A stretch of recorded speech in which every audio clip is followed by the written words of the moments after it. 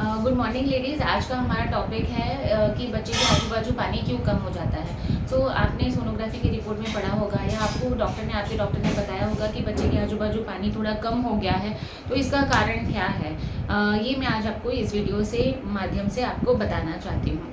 तो पहले तो जो बच्चे के आजू बाजू पानी होता है वो कैसे बनता है। जो उसको हम एमनियोटिक फ्लूइड बोलते हैं। ये जनरली बच्चे की जो आवल है उससे बनता है। आवल से पानी बनता है और बच्चे की जो स्किन होती है वहाँ से प्लाज्मा के थ्रू वो एक्सुडेट होता है, उसकी वजह से वो एमनियोटिक फ्लूइड में थोड़ा सा कंट्रीब्यूशन होता है। और तीसरी चीज़ है बच्चे जो यूरिन करता है, इससे भी बच्चे के आजू बाजू जो पानी रहता है वो भी यूरिन में शामिल हो जाता है। जो एमनियोटिक फ्लूइड है वो बच्चे की स्किन का प्लाज्मा है, बच्चे का यूरिन है और आवल से जो बच्चे को न्यूट्रिशन मिलता है उससे वो बनता है। तो नॉर्मल एमनियोटिक फ्लूइड इंडेक्स क्या है, मतलब पानी बच्चे के आजू बाजू नॉर्मली कितना रहना चाहिए। 8 to 16 सेंटीमीटर यानी 8 से 16 सेंटीमीटर का पानी नॉर्मली बच्चे के आजू बाजू कोई भी तिमाही में रहना चाहिए।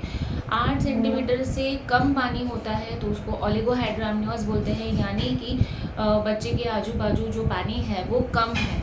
16 सेंटीमीटर से ज़्यादा को पॉलीहाइड्रोअम्नियोस बोलते हैं, यानी बच्चे के आजू बाजू पानी ज़्यादा है।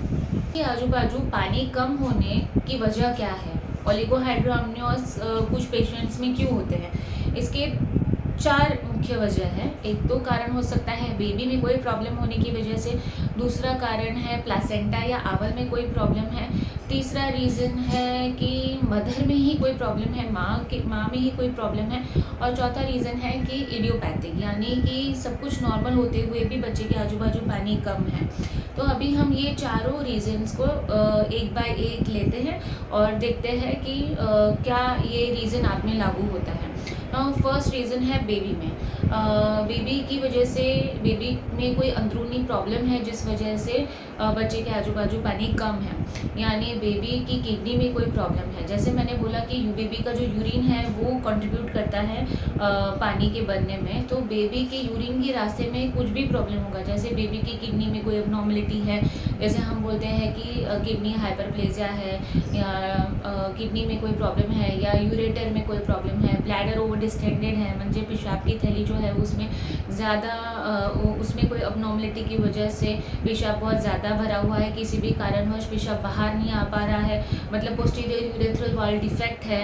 ये जनरली जब भी मेल बेबी रहता है, बॉय बेबी रहता है, तो पोस्टीरियर यूरेथ्रल वॉल डिफेक्ट रहता है, जिससे कि यूरिन पास होने में प्रॉब्लम होने की वजह से जो पानी है आजू बाजू में वो कम हो जाता है। तो बेबी के ये 3-4 प्रॉब्लम्स हैं, kidney, ureter, urethra, urinary bladder से रिलेटेड, जिसकी वजह से एमनियोटिक फ्लूइड आजू बाजू में कम हो सकता है।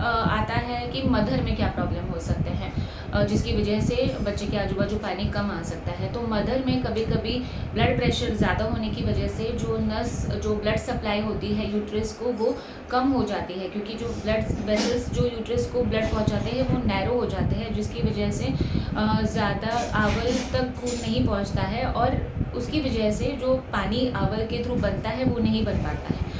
मदर्स में अगर ब्लड प्रेशर हाई होने की शिकायत है, यानी हम हमारे टर्म्स में उसको PIH बोलते हैं, that is pregnancy induced hypertension. अगर मदर में PIH है तो ओलिगोहाइड्रोअम्नियोस हो सकता है। दूसरी चीज़ है कि अगर पानी पोस्ट डेटेड प्रेगनेंसी है, यानी पूरे 9 महीने पूरे हो चुके हैं फिर भी डिलीवरी नहीं हुई है, तो ऐसे केसेस में जैसे बेबी बढ़ता जाता है, बच्चे के आजू बाजू जगह कम रहती है, आवल का फंक्शन होता है वो 40 वीक्स के बाद थोड़ा कम हो जाता है, ऐसे केसेस में बच्चे के आजू बाजू पानी है वो कम होता जाता है। तो पोस्ट डेटेड प्रेगनेंसी में जनरली ओलिगोहाइड्रोअम्नियोस दिखाई देता है। तीसरा मोस्ट इम्पॉर्टेंट रीज़न है कि आवल का रीज़न है, ये तो बहुत महत्व का रीज़न है, चाहे वो मदर फैक्टर हो, जैसे PIH मैंने बोला कि blood supply to the placenta कम हो जाती है PIH के केसेस में, तो आवल फंक्शनिंग कम करने लगता है। तो जब भी प्लासेंटल इनसफिशिएंसी होती है कि किसी कारणवश आंवल का फंक्शनिंग कम हो जा रहा है, चाहे वो मदर के ब्लड प्रेशर की वजह से हो, मदर का डायबिटीज़ की वजह से हो, या कोई IUGR का कंपोनेंट है जिसकी वजह से आंवल कम फंक्शनिंग कर रही है। तो आंवल के कम फंक्शन करने की वजह से जो पानी जो बनता है आंवल से वो भी कम बनता है और ओलिगोहाइड्रामिनोस की शिकायत यानी पानी कम होने की शिकायत हो सकती है। दूसरी चीज़ है प्लासेंटा को लेके, आंवल को लेके है कि आंवल जो है वो ठीक से बना ही नहीं है, that is abnormalities of the placenta, यानी कि हमारे मेडिकल टर्म्स में कभी कभी सबसेंचुरेट प्लासेंटा है, सर्कमवैल्यूएट प्लासेंटा, प्लासेंटल डेवलपमेंट ही ठीक तरह से नहीं हुआ है, तो ऐसे केसेस में भी पानी कम होने की शिकायत रहती है। और तीसरा मोस्ट इम्पॉर्टेंट रीज़न है कि अगर लीकिंग बेबी हो रहा है, अगर माँ को ऑलरेडी पानी जाने लगा है, नीचे के रास्ते से लीकिंग हो रहा है या पानी जाने की शिकायत है, तो ऐसे केस में बच्चे के आजू बाजू पानी कम हो सकता है। तो अभी लीकिंग की शिकायत में भी 2 तरह की लीकिंग होते हैं। हाइंड वाटर लीकिंग होता है जब भी पानी जो बच्चे के पीछे होता है, पीछे का पानी वो बाहर आने लगता है, तो उस केस में पानी कम होता है और उस केस में पानी दवाई और गोली से, ट्रीटमेंट से भी बढ़ने के चांसेस हैं।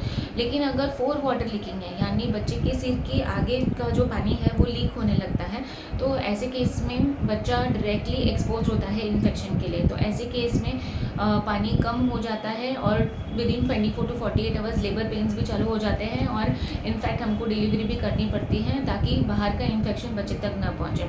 सो ये 3 कारण हमने जाने हैं ओलिगोहाइड्रामिनोस के। फर्स्ट इज तो बेबी का कारण हो सकता है, प्लेसेंटा का कारण हो सकता है या मदर का कारण हो सकता है, और फोर्थ जो है वो इडियोपैथिक है, यानी सब कुछ नॉर्मल होते हुए भी पानी कम हो जाता है।